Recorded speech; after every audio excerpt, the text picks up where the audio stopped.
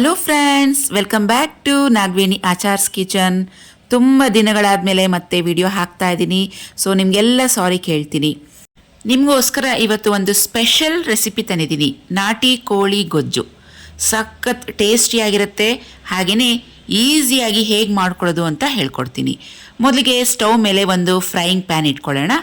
4ರಿಂದ 5 ಲವಂಗ, 3 ಪೀಸಷ್ಟು ಚಕ್ಕೆ, 4 ಏಲಕ್ಕಿ, 1 ಟೀ ಸ್ಪೂನಷ್ಟು ಜೀರಿಗೆ, ಅರ್ಧ ಟೀ ಸ್ಪೂನಷ್ಟು ಬ್ಲ್ಯಾಕ್ ಪೆಪ್ಪರ್, ಹಾಗೆಯೇ 2 ಟೇಬಲ್ ಸ್ಪೂನಷ್ಟು ಧನಿಯಾ. ಹಾಗೆಯೇ ಇಲ್ಲಿ ಖಾರಕ್ಕೆ 10ರಿಂದ 12 ಒಣಮೆಣಸಿನ್ಕಾಯಿನ ತೊಗೊಂಡಿದ್ದೀನಿ. ಹಾಗೆಯೇ ಒಣ ಕೊಬ್ಬರಿ ಅರ್ಧ ಕಪ್ಪಷ್ಟು ತೊಗೊಂಡಿದ್ದೀನಿ. 2 ಟೇಬಲ್ ಸ್ಪೂನಷ್ಟು ಉರಿಗಡಲೆ. ಈಗ ಇವೆಲ್ಲ ಸಾಮಗ್ರಿಗಳನ್ನು ಸಿಮ್ ಫ್ಲೇಮ್ನಲ್ಲಿ ಚೆನ್ನಾಗಿ ಫ್ರೈ ಮಾಡ್ಕೊಳ್ಳೋಣ. ಡ್ರೈ ರೋಸ್ಟ್ ಮಾಡ್ಕೋಬೇಕು. ಯಾವುದೇ ರೀತಿಯಾಗಿ ಆಯಿಲನ್ನು ಸೇರಿಸಬೇಡಿ. ಘಮ ಘಮ ಅಂತ ಕ್ರಿಸ್ಪಿಯಾಗಿ ಫ್ರೈ ಮಾಡ್ಕೊಂಡಿದ್ದೀನಿ. ಇದನ್ನು ಒಂದು ಮಿಕ್ಸಿಗೆ ಹಾಕಿ ಪುಡಿ ಕೂಡ ಮಾಡಿ ಇಟ್ಕೊಳ್ಳೋಣ. ಹಾಗೆಯೇ ಒಂದು ಪೇಸ್ಟ್ ಮಾಡ್ಕೋಬೇಕು. 1 ಈರುಳ್ಳಿ ತೊಗೊಂಡಿದ್ದೀನಿ, 2 ಬೆಳ್ಳುಳ್ಳಿ, ಹಾಗೆಯೇ 2 ಇಂಚಷ್ಟು ಶುಂಠಿ. ಇವಿಷ್ಟನ್ನ ನೀರು ಹಾಕಿ ಸ್ವಲ್ಪ ಗಟ್ಟಿಯಾಗಿಯೇ ಪೇಸ್ಟ್ ಮಾಡಿ ಇಟ್ಕೊಳ್ಳೋಣ. ನುಣ್ಣಕ್ಕೆ ಪೇಸ್ಟ್ ಮಾಡಿರಬೇಕು. ಒಂದು ಪ್ರೆಷರ್ ಕುಕ್ಕರ್ ಇಟ್ಕೊಳ್ಳೋಣ ಸ್ಟವ್ ಮೇಲೆ. ಒಂದು ಅರ್ಧ ಕಪ್ಪಷ್ಟು ಎಣ್ಣೆ ಅಥವಾ 2 ಸೌಟ್ನಷ್ಟು ತುಪ್ಪ ಹಾಕೋಬಹುದು. ಇದಕ್ಕೆ ಸುಮಾರು 4ರಿಂದ 5 ಈರುಳ್ಳಿ ಈ ರೀತಿಯಾಗಿ ಸಣ್ಣದಾಗಿ ಕಟ್ ಮಾಡಿ ಹಾಕೋತಾ ಇದ್ದೀನಿ. ಹಸಿಮೆಣಸಿನ್ಕಾಯಿ ಖಾರಕ್ಕೆ 5ರಿಂದ 6 ಹಾಕ್ಕೊಳ್ಳಿ. ಏಕೆಂದರೆ ಒಣಮೆಣಸಿನ್ಕಾಯಿ ಕೂಡ ಹಾಕಿರ್ತೀವಿ, ನೋಡಿಕೊಂಡು ಹಾಕ್ಕೊಳ್ಳಿ. ಇವೆಲ್ಲ ಈಗ ಚೆನ್ನಾಗಿ ಫ್ರೈ ಆಗಬೇಕು. ಈರುಳ್ಳಿ ನಮಗೆ ಎಷ್ಟು ಚೆನ್ನಾಗಿ ಫ್ರೈ ಆಗುತ್ತೋ ಅಷ್ಟು ಚೆನ್ನಾಗಿ ಗ್ರೇವಿ ಟೇಸ್ಟಿ ಕೊಡುತ್ತೆ ನಮಗೆ. ಈರುಳ್ಳಿ ಆ ಕಡೆ ಫ್ರೈ ಆಗೋ ಅಷ್ಟರಲ್ಲಿ ಈ ಕಡೆ ನಾಟಿ ಕೋಳಿಯನ್ನು ಚೆನ್ನಾಗಿ 2ರಿಂದ 3 ಸಲ ನೀರಲ್ಲಿ ಚೆನ್ನಾಗಿ ವಾಶ್ ಮಾಡಿ ಇಟ್ಕೊಂಡ್ಬಿಡೋಣ. ಸುಮಾರು ಇದು 1/4 kg ಇದೆ ನಾಟಿ ಕೋಳಿ. ಈರುಳ್ಳಿ ಸ್ವಲ್ಪ ಬೇಗ ಫ್ರೈ ಆಗಲಿ ಅಂತ ಒಂದು ಅರ್ಧ ಟೀ ಸ್ಪೂನಷ್ಟು ಸಾಲ್ಟ್ ಹಾಕಿ ಫ್ರೈ ಮಾಡ್ಕೊತಾ ಇದ್ದೀನಿ. ಬೇಗ ಈರುಳ್ಳಿ ಫ್ರೈ ಆಗುತ್ತೆ. ಈ ಗ್ರೇವಿ ಚೆನ್ನಾಗಿ ಟೇಸ್ಟ್ ಬರಬೇಕಂದ್ರೆ ಮುಖ್ಯವಾಗಿ ಈರುಳ್ಳಿಯನ್ನು ಚೆನ್ನಾಗಿ ಫ್ರೈ ಮಾಡ್ಕೋಬೇಕು. ಈಗ ರುಬ್ಬಿಟ್ಕೊಂಡಿದ್ವಲ್ಲ ಈರುಳ್ಳಿ, ಬೆಳ್ಳುಳ್ಳಿ, ಶುಂಠಿ ಪೇಸ್ಟ್ ಇವಿಷ್ಟನ್ನು ಹಾಕ್ಕೊಳ್ಳೋಣ. ಹಾಗೆಯೇ 2ರಿಂದ 3 ಟೊಮೆಟೊ ಸಣ್ಣದಾಗಿ ಕಟ್ ಮಾಡಿರೋದು ಇದು ಕೂಡ ಹಾಕೋತಾ ಇದ್ದೀನಿ. ಈಗ ಇವೆಲ್ಲ ಸಾಮಗ್ರಿಗಳನ್ನು ಹದವಾಗಿ ಚೆನ್ನಾಗಿ ಫ್ರೈ ಮಾಡ್ಕೋಬೇಕು. ಸಿಮ್ ಮೀಡಿಯಂ ಫ್ಲೇಮ್ನಲ್ಲಿ ಇದನ್ನು ಚೆನ್ನಾಗಿ ಫ್ರೈ ಮಾಡ್ಕೊಳ್ಳೋಣ.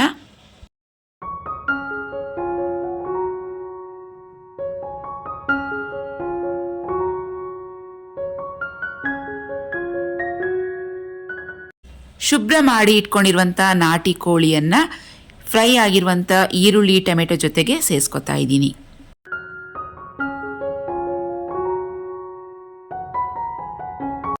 ಸುಮಾರು 1ರಿಂದ 1.5 ಟೀ ಸ್ಪೂನಷ್ಟು ಅರಿಶಿಣ ಸೇರಿಸ್ಕೊಂಡು ಚೆನ್ನಾಗಿ ಮಿಕ್ಸ್ ಮಾಡ್ಕೊಳ್ಳೋಣ. ಮತ್ತೊಂದು 2ರಿಂದ 3 ನಿಮಿಷ ಇದನ್ನು ಚೆನ್ನಾಗಿ ಫ್ರೈ ಮಾಡ್ಕೋಬೇಕು.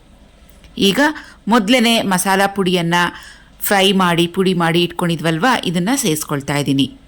ಈ ಮಸಾಲೆ ಪುಡಿ ಆಗ್ತಾನೆ ಫ್ರೈ ಮಾಡಿ ಪುಡಿ ಮಾಡಿ ಹಾಕಿದ್ರೆ ಫ್ರೆಶ್ ಆಗಿ ಟೇಸ್ಟ್ ತುಂಬಾ ಚೆನ್ನಾಗಿರುತ್ತೆ. ಅರೋಮಾ ಕೂಡ ತುಂಬಾ ಚೆನ್ನಾಗಿರುತ್ತೆ. ಈಗ ರುಚಿಗೆ ತಕ್ಕಷ್ಟು ಉಪ್ಪನ್ನು ಸೇರಿಸಿ ಇದನ್ನು ಚೆನ್ನಾಗಿ ಮಿಕ್ಸ್ ಮಾಡ್ಕೊಳ್ಳೋಣ. ಹಾಗೆಯೇ ಈ ನಾಟಿ ಕೋಳಿ ಬೇಯುವಷ್ಟು ಸುಮಾರು 1ರಿಂದ 2 ಗ್ಲಾಸಷ್ಟು ನೀರನ್ನು ಸೇರಿಸ್ತಾ ಇದ್ದೀನಿ. ಅಂದರೆ ನಾಟಿ ಕೋಳಿ ಪೀಸ್ಗಳೇನಿದೆ ಅದೆಲ್ಲ ಮುಳುಗೋ ಅಷ್ಟು ನೀರನ್ನು ಹಾಕಿದ್ರೆ ಸಾಕು. ಇದು ತುಂಬ ತೆಳುವಾಗೂ ಬೇಡ, ತುಂಬ ಗಟ್ಟಿಯಾಗೂ ಬೇಡ ಗ್ರೇವಿ. ಸೊ ಗ್ರೇವಿ ಕನ್ಸಿಸ್ಟೆನ್ಸಿ ನೋಡಿಕೊಂಡು ನೀರನ್ನು ಸೇರಿಸ್ಕೊಳ್ಳಿ. ಕೊನೆಯಲ್ಲಿ ಕೊತ್ತಂಬರಿ ಸೊಪ್ಪನ್ನು ಸೇರಿಸ್ತಾ ಇದ್ದೀನಿ. ನಾಟಿ ಕೊತ್ತಂಬರಿ ಸೊಪ್ಪನ್ನು ಹಾಕ್ಕೊಳ್ಳಿ. ಟೇಸ್ಟ್ ಅಂತೂ ಇನ್ನೂ ಸಖತ್ತಾಗಿರುತ್ತೆ. ಏಕೆಂದರೆ ಇದು ಸ್ಪೆಷಲ್ ನಾಟಿ ಕೋಳಿ ಗೊಜ್ಜಲ್ವಾ, ಆದ್ದರಿಂದ ಈಗ ಪ್ರೆಷರ್ ಕುಕ್ಕರ್ನ ಮುಚ್ಚಳ ಮುಚ್ಚಿ ವಿಸಿಲ್ ಹಾಕಿ ಸುಮಾರು 2 ವಿಸಿಲ್ ಕೂಗಿಸಿದ್ರೆ ಸಾಕು, ಜಾಸ್ತಿ ಬೇಡ.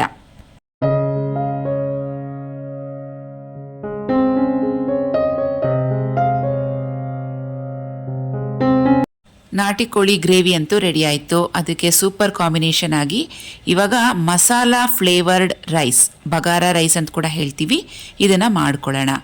ಒಂದು ಪ್ರೆಷರ್ ಕುಕ್ಕರನ್ನು ಸ್ಟವ್ ಮೇಲೆ ಇಟ್ಟಿದ್ದೀನಿ, ಬಿಸಿಯಾಗಿದೆ. 2 ಟೇಬಲ್ ಸ್ಪೂನಷ್ಟು ಎಣ್ಣೆ ಅಥವಾ ತುಪ್ಪ ಹಾಕ್ಕೊಳ್ಳಿ. ಇದಕ್ಕೆ ಓಲ್ ಗರಂ ಮಸಾಲ ಸ್ಪೈಸಸ್, ಚಕ್ಕೆ, ಲವಂಗ, ಏಲಕ್ಕಿ, ಸ್ಟಾರ್ ಹೂವು, ಪಲಾವ್ ಎಲೆ, ಈ ಥರ ಎಲ್ಲ ಸ್ಪೈಸ್ಗಳನ್ನು ಹಾಕ್ಕೊಳ್ಳೋಣ.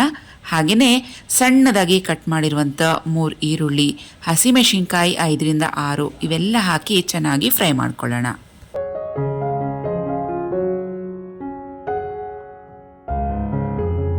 ಬೆಳ್ಳುಳ್ಳಿ, ಶುಂಠಿ, ಹಸಿಮೆಣಸಿನ್ಕಾಯಿ ಮೂರನ್ನು ಒಟ್ಟಿಗೆ ಹಾಕಿ ಪೇಸ್ಟ್ ಮಾಡಿ ಇಟ್ಕೊಂಡಿದ್ದೀನಿ. ಸುಮಾರು ಒಂದು 2 ಸ್ಪೂನಷ್ಟು ಹಾಕ್ತೀನಿ.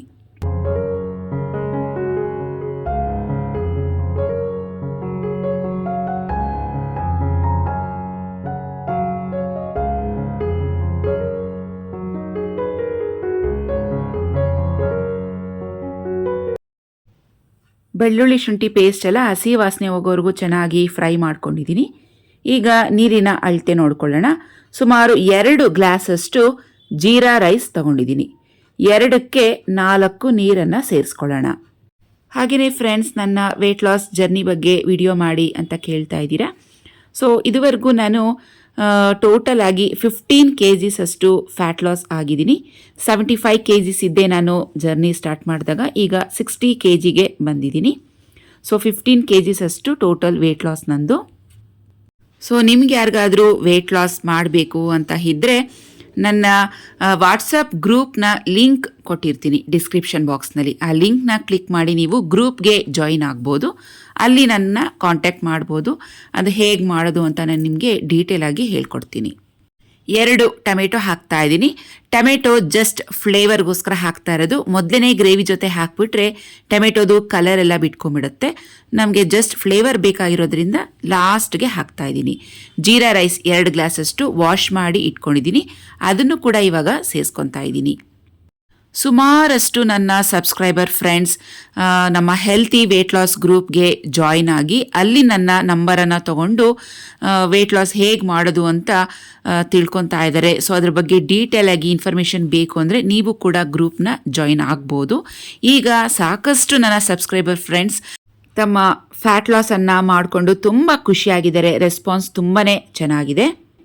ಕೊನೆಯಲ್ಲಿ ಒಂದು 2 ಸ್ಪೂನಷ್ಟು ತುಪ್ಪ ಹಾಕಿ ಇದನ್ನು ಚೆನ್ನಾಗಿ ಮಿಕ್ಸ್ ಮಾಡಿಕೊಂಡು ಪ್ರೆಷರ್ ಕುಕ್ಕರ್ನ ಲಿಡ್ಡನ್ನು ಕವರ್ ಮಾಡಿ ಇಟ್ಬಿಡೋಣ. 1 ವಿಸಿಲ್ ಕೂಗಿದ್ರೆ ಸಾಕು. ನಮ್ಮ ಸ್ಪೈಸಿ ಫ್ಲೇವರ್ಡ್ ರೈಸ್ ಅಥವಾ ಬಗಾರ ರೈಸ್ ರೆಡಿಯಾಗುತ್ತೆ.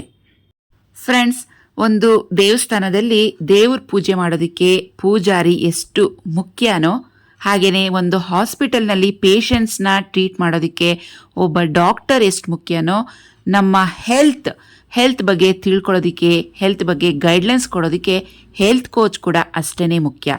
ಸೊ ಹೆಲ್ತ್ ಕೋಚ್ನ ಗೈಡೆನ್ಸ್ ಪ್ರಕಾರ ನಮ್ಮ ಲೈಫ್ ಸ್ಟೈಲನ್ನು ಒಂದು ಹೆಲ್ತಿ ವೇನಲ್ಲಿ ಲೀಡ್ ಮಾಡೋದಕ್ಕೆ ತುಂಬಾ ಸಹಾಯ ಆಗುತ್ತೆ.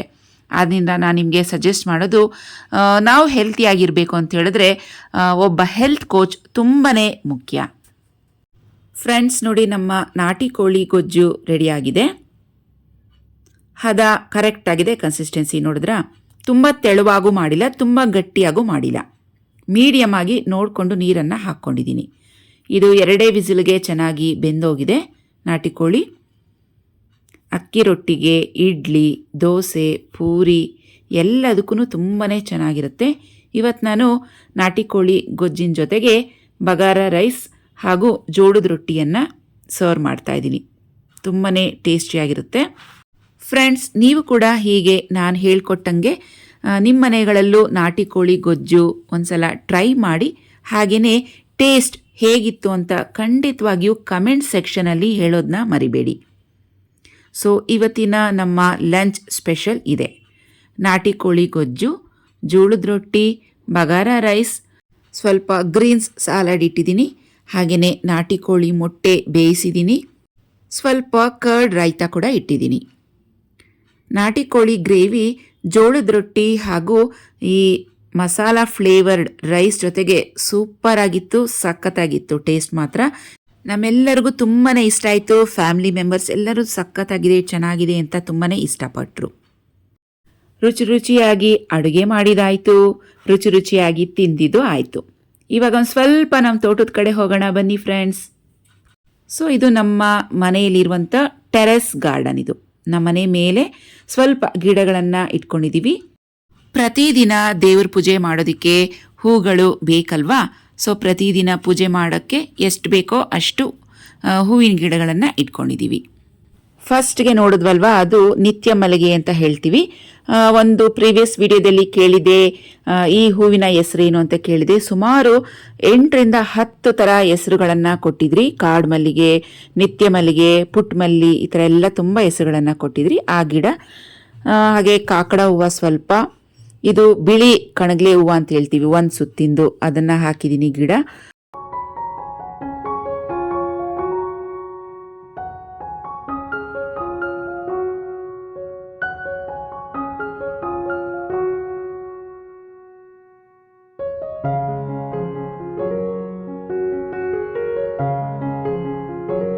ಆಮೇಲೆ ಇದು ಜಾಜಿ ಮಲ್ಲೆ ಬಳ್ಳಿ, ಇದು 3 ಸುತ್ತಿನ ಗುಂಡು ಮಲ್ಲಿಗೆ.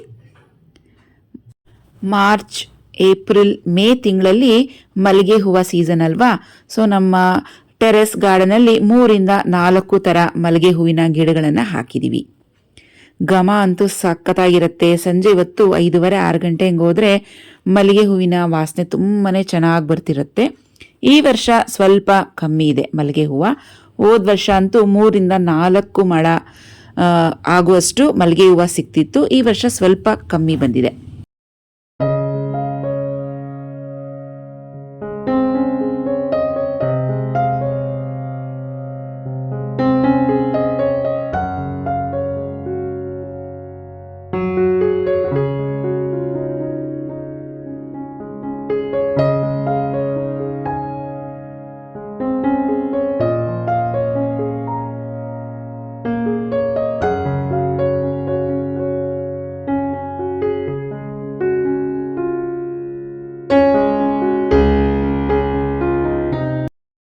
ಇದು ಕೆಂಪು ದಾಸವಾಳ ಹೂವು, 1 ಸುತ್ತಿಂದು. ಸೊ ಒಂದೇ ಥರ ಗಿಡನ ನಾನು 3 ಸಪ್ರೇಟ್ ಪಾಟ್ನಲ್ಲಿ ಹಾಕಿದ್ದೀನಿ. ಅಂದರೆ ಯಾವಾಗಲೂ ಪ್ರತಿದಿನ ನಮಗೆ ದಾಸವಾಳ ಹೂ ಸಿಕ್ಕತ್ತೆ. ಒಂದು ಗಿಡದಲ್ಲಿ ಇವತ್ತು ಹೂ ಇದ್ದರೆ ಇನ್ನೊಂದು ಗಿಡದಲ್ಲಿ ನಾಳೆ ಸಿಕ್ಕತ್ತೆ, ಇನ್ನು ನೆಕ್ಸ್ಟ್ ಡೇಲಿ 3 ಗಿಡಗಳಲ್ಲಿ ಹೂ ಸಿಕ್ಕತ್ತೆ, ಈ ಥರ. ಒಟ್ಟಿನಲ್ಲಿ ನಮಗೆ ದೇವ್ರ ಪೂಜೆಗೆ ಹೂ ಅಂತೂ ಕಮ್ಮಿ ಇಲ್ಲ. ಪ್ರತಿದಿನ ಒಂದು ಬುಟ್ಟಿಗಾಗುವಷ್ಟು ಹೂ ಸಿಗುತ್ತೆ. ಸೊ ಅದರಲ್ಲೇ ದೇವ್ರಿಗಿಟ್ಟು ತುಂಬ ಸಂತೋಷ ಪಡ್ತೀವಿ. ಫ್ರೆಂಡ್ಸ್, ಇದು ನಿಮಗೆಲ್ಲ ಗೊತ್ತೇ ಇದೆ, ನಮ್ಮ ಫಾರ್ಮ್ ಹೌಸ್. ಸಂಜೆ ಟೈಮ್ನಲ್ಲಿ ವ್ಯೂ ತುಂಬ ಚೆನ್ನಾಗಿತ್ತು. ಆದ್ದರಿಂದ ಒಂದು ಫ್ಯೂ ಸೆಕೆಂಡ್ಸ್ ಅಷ್ಟು ವ್ಯೂ ಅನ್ನು ಕ್ಯಾಪ್ಚರ್ ಮಾಡಿದ್ದೀನಿ. ಅದನ್ನು ನಿಮ್ಮ ಜೊತೆಗೆ ಶೇರ್ ಮಾಡ್ಕೋಬೇಕು ಅನಿಸ್ತು, ಶೇರ್ ಮಾಡ್ತಾ ಇದ್ದೀನಿ.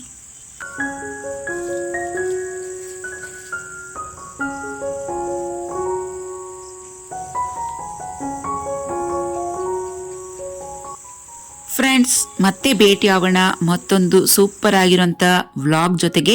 ಆದಷ್ಟು ಬೇಗ ಮತ್ತೊಂದು ವ್ಲಾಗ್ ಜೊತೆಗೆ ನಿಮ್ಮನ್ನು ಭೇಟಿ ಆಗ್ತೀನಿ, ಇದು ನನ್ನ ಪ್ರಾಮಿಸ್.